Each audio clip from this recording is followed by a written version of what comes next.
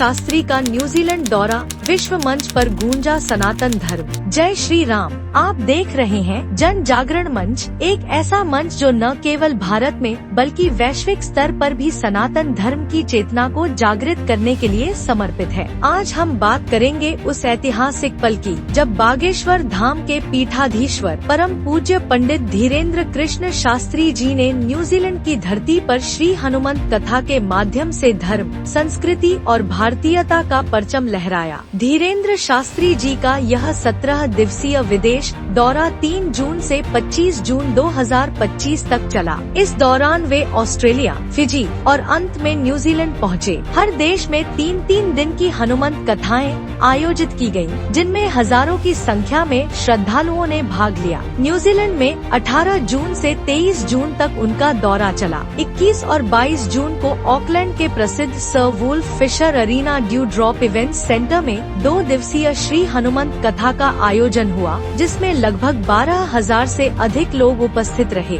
New Zealand में सनातन की जयघोष। हनुमंत कथा में न केवल भारतीय प्रवासी समुदाय बल्कि फिजी, नेपाल, मॉरिशस और स्थानीय कीवी नागरिकों ने भी भाग लिया। कथा का विषय भगवान हनुमान का जीवन, उनका बल, भक्ति और सेवा भाव रहा। शास्त्री जी ने अपनी प्रभावशाली वाणी और गहन आध्यात्मिक ज्ञान से सबका मन मोह लिया। शास्त्री जी ने मन से स्पष्ट कहा, हम किसी धर्म के विरोध में नहीं बल्कि सनातन धर्म के सच्चे मूल्यों, प्रेम, सेवा और भाईचारे के प्रचार हेतु आए हैं। उप प्रधानमंत्री की उपस्थिति। कथा के दूसरे दिन 22 जून 2025 को न्यूजीलैंड के कार्यवाहक उप प्रधानमंत्री डेविड ब्रीन सीमोर स्वयं मंच पर पहुँचे। उन्होंने न केवल शास्त्री जी का सम्मान किया बल्कि मंच से भारतीय समुदाय के साथ मिलकर जन गण मन गाया। इसके बाद शास्त्री जी ने उन्हें अपनी पुस्तक भेंट की, जिसमें सनातन धर्म पर उनके विचार संकलित हैं। डेविड सीमोर ने कहा, धीरेन्द्र शास्त्री जी का दर्शन और ज्ञान वैश्विक एकता और शांति का प्रतीक है। भारतीय मूल की सांसद की उपस्थिति।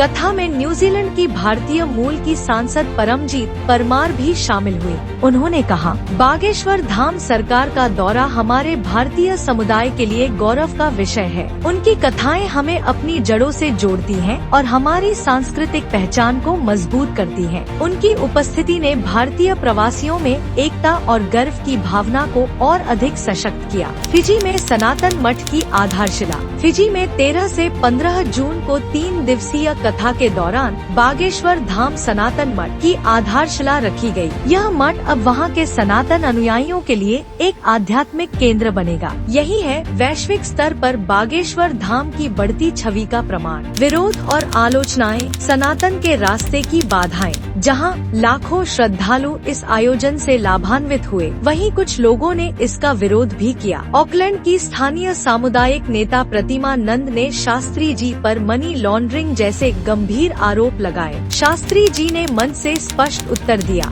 हम किसी से 1 पैसा भी शुल्क नहीं लेते। जो भी दान आता है वह पूर्णतः सेवा कार्यों में लगता है। हमारी छवि या धर्म को नुकसान पहुंचाने वालों के खिलाफ कानूनी कार्यवाही होगी। इस दौरे का सबसे बड़ा संदेश था, विश्व एक परिवार है, वसुधैव कुटुम्बकम। शास्त्री जी ने कहा, हमें जाति, पंथ और प्रांत के भेदभाव से ऊपर उठकर एकजुट होना होगा। सनातन धर्म की रक्षा केवल भारत में नहीं पूरे विश्व में करनी है। धर्म के मार्ग पर चलने वाले हर युग में आलोचना के शिकार हुए हैं। शास्त्री जी पर भी सेक्युलर मीडिया, वामपंथी समूहों और धर्मांतरण लॉबी ने कई बार आक्षेप लगाए, लेकिन जनसमर्थन ही उनकी सबसे बड़ी शक्ति है। मध्य प्रदेश सरकार द्वारा सुरक्षा प्रदान करना इस बात का संकेत है कि वे केवल धार्मिक संत नहीं बल्कि धर्म रक्षक और राष्ट्र चेतना के प्रहरी हैं। धीरेन्द्र शास्त्री का यह न्यूजीलैंड दौरा केवल एक धार्मिक आयोजन नहीं था, यह एक वैश्विक सांस्कृतिक आंदोलन था। इससे सिद्ध हुआ कि सनातन धर्म आज भी प्रासंगिक है, प्रभावी है और पूरे विश्व में लोग इसकी ओर आकर्षित हो रहे हैं। धीरेन्द्र शास्त्री ने यह स्पष्ट कर दिया है कि सनातन केवल भारत की नहीं, अब विश्व की चेतना है। तो दोस्तों,